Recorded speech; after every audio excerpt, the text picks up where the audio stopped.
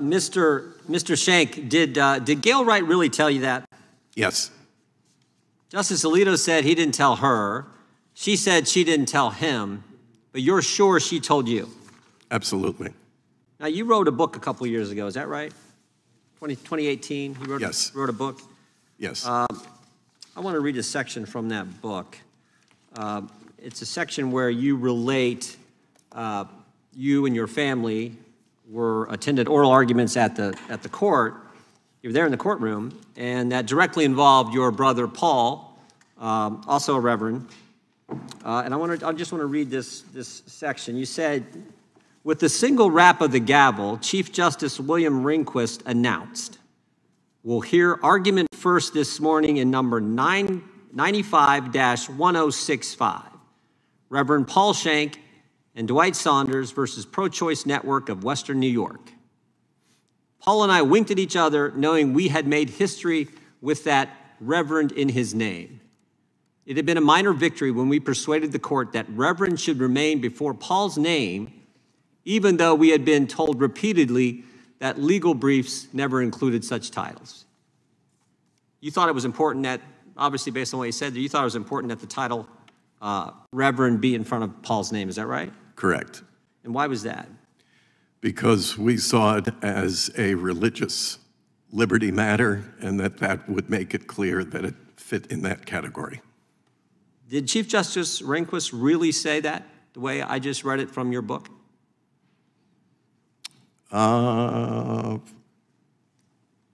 can't say that I remember that. Well, you're pretty darn clearly specific here. You got the number, case number 95-1065. Very next word says Reverend Paul Shank. You made it a big deal. Thought it's the first time it's ever happened. I'm just asking, did it really happen? I wish I could tell. I would have to go back and review that. So it may not have? Possibly not. Why do you say possibly not? You were emphatic in your book. I would have to go back. We did go back. We did go back, and I got the transcript right here. Proceedings, 10:05 a.m., Chief Justice Rehnquist. We'll hear argument first this morning in number 95-1065, Paul Shank and Dwight Saunders versus Pro-Choice Network of Western New York. Did you hear it? I did. Was there a word missing? Title Reverend. Yeah, wasn't in there. In your book, you said it was a big deal, so much so that you winked at your brother. Did you wink at your brother? Yes. What'd you wink for if it wasn't in the title? Well, it was our case. But that's not, you said you winked because they included Reverend in the title, and the transcript says Mr. Rehnquist didn't. Perhaps not. Perhaps? Court reporter get it wrong? Did he say it and the court reporter get it wrong?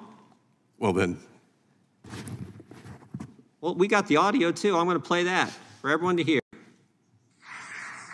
We'll hear argument first this morning, number 95-1065, Paul Shank and Dwight Saunders versus Pro-Choice Network of Western New York.